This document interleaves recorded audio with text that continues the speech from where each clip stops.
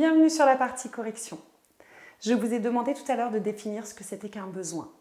Un besoin, c'est une nécessité, c'est quelque chose dont on a besoin, bien entendu, mais c'est quelque chose que si on n'a pas, ça crée un manque, tout simplement. Ensuite, je vous avais demandé de m'établir la liste des besoins selon Virginia Anderson. Vous auriez très bien pu me reproduire le tableau, comme vu pendant le cours, avec les 14 besoins d'affilée. Mais il y avait quelque chose de plus simple. Vous auriez pu me les classifier en 3 catégories. Bien entendu, la catégorie primaire, qui sont les besoins biologiques et physiologiques. La partie secondaire, qui sont les besoins sociologiques et psychologiques. Et la dernière partie, qui sont les croyances.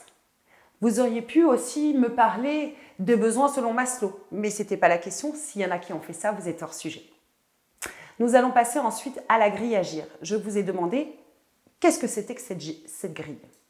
Il fallait me dire que c'était une grille qui servait à définir les besoins qui étaient perturbés chez une personne à une autre.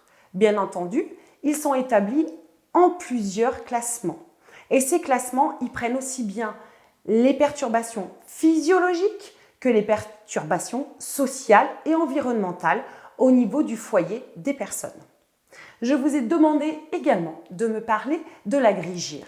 La grille GIR, c'est quelque chose qui est établi avec la grille Agir et c'est ce qui va définir le niveau GIR pour pouvoir bénéficier ou non de l'APA. J'espère que vous avez fait un sans faute. Je vous dis à très bientôt pour un nouveau cours.